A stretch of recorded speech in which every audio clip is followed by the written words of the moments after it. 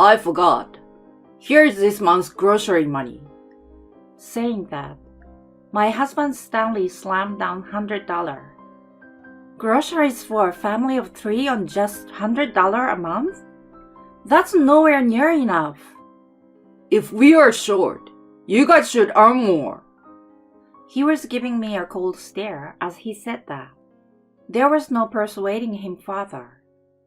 I'm Janet, 27 years old. I live with my husband Stanley and daughter Anne. I met Stanley during college, and we started dating 6 months later. My mom passed away when I was in elementary school, so I was raised in a single-parent home by my dad. I've always faced some prejudices, and I've never had a fiancé. People don't want to marry someone from a single-parent home. Can you even properly raise a child? I've heard such whispers from ex-boyfriends, but Stanley was different. Your dad must be an incredible man to raise a wonderful woman like you. His words brought tears to my eyes. I was sure he would always be on my side. After graduation, we both started working at my father's company. 3 years into our careers, we decided to get married. Me, raised by a single dad, who was always anxious, and my dad wanted Stanley to take over the family business. And so, our married life began. We had a baby within the first 6 months. Afterwards, I quit my job at my father's company. I want to build a happy family surrounded by children. I was living my dream, never imagining that having a child would start a nightmare. One evening, Hey, are you messing with me? Serving such awful food. Make it again. I was shocked and started crying. I tried to calm him down, keeping him from directing his anger at our infant daughter Anne. I'm sorry, but this is takeout, you know? It's good, isn't it? Don't talk back. And that's just being lazy. Do your household and parenting duties like you're supposed to. Please, don't take it out on me. Why are you even my wife? If you can cook a decent meal, you're useless. He spat out those words and locked himself in his room. Why did things turn out like this? The kind Stanley I knew was nowhere to be found, like a different person. I realized that he had started changing gradually since our daughter was born. He would get irritated about everything. A useless woman who can't even earn money. Can't you even handle being a stay-at-home mom? That's why single-parent household. He looked down on me, getting angry and raising his voice over anything he disliked. He would ignore or be absent-minded when I talked about work. He wanted me to be a stay-at-home mom and take care of the house, but he seems to enjoy having control over me. His actions became increasingly tyrannical. Despite my disgust, knowing the struggles of a single parent, I couldn't consider divorce. It was for my daughter's sake also. Stanley seems to be doing well at the company. I occasionally talk to my dad over the phone, getting his advice. But looking at a photo of my mom and me as a child, I often sighed, wishing I could talk to my mom. 3 years later, I forgot. Here's this month's grocery money. Saying that, my husband Stanley slammed down $100. Groceries for a family of 3 on just $100 a month? That's nowhere near enough. Where's the rest of the money? It's your job as a stay-at-home mom to manage and make do with it. You're always home. Use that idle brain to figure something out. Don't be ridiculous. Let me handle the finances. I have social obligations, so no way. It's basically just you and the kid. So $100 should be easy, right? That's just... With that, he left the room. Your dad must be a really great man to have raised a woman as wonderful as you. Where did that Stanley go? Or is this a real him? I've often thought about running away, but I couldn't do it, thinking of my daughter. The hardship of raising a child alone. Oh, if only Mom were here. I considered divorce several times, but my desire not to burden my daughter with being from a single-parent home always won. But I wasn't just passively accepting my situation. I repeatedly asked for more grocery money and secretly looked for work-from-home jobs and other employment. But with only $100 a month for groceries, I couldn't provide my daughter with proper meals. I was using my savings to supplement our grocery budget, but those savings were running out. I tried my best to provide nutritious meals for my daughter, but I couldn't keep up the impossible budget, and my health started to fail. Who would take care of my daughter if I collapsed? I thought. Maybe I should ask my dad for help. So I decided to call him. After our talk, I felt relieved and fell asleep deeply on the sofa. When I woke up, the first thing I saw was my daughter's sleeping face, tear-streaked. "Grandpa, Mom is awake!" Thank goodness. That's a relief. Next, my tearful dad peered in. Confused, I stared at his face for a while.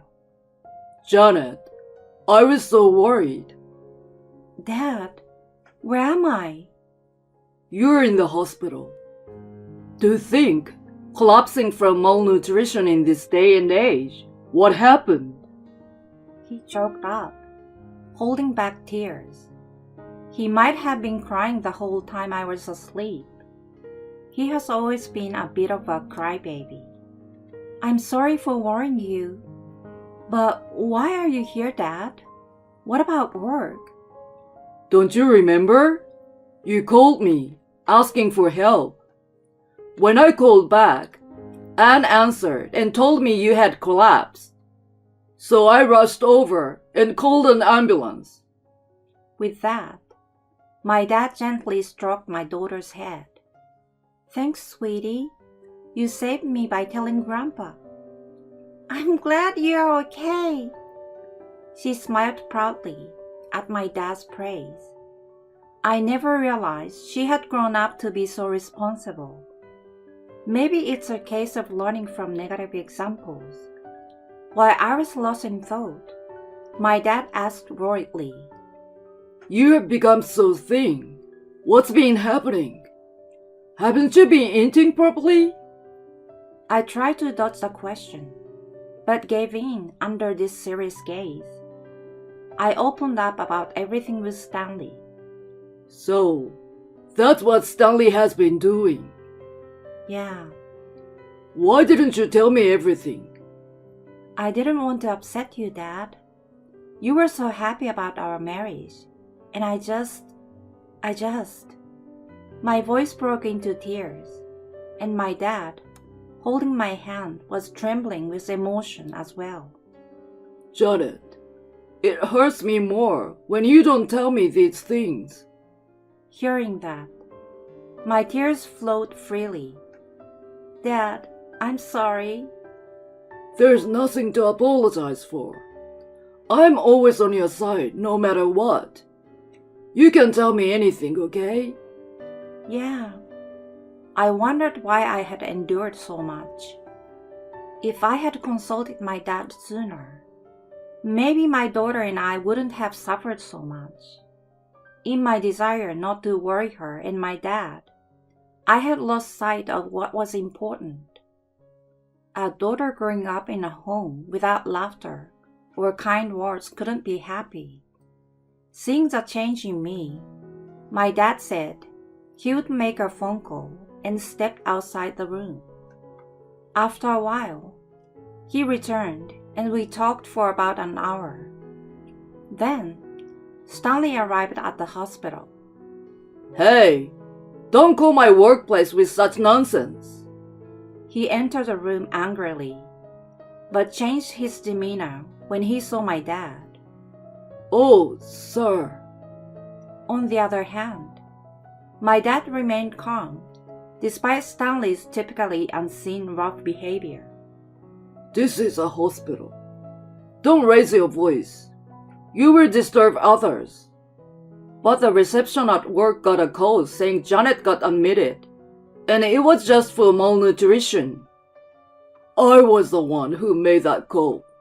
Is there a problem? You made the call?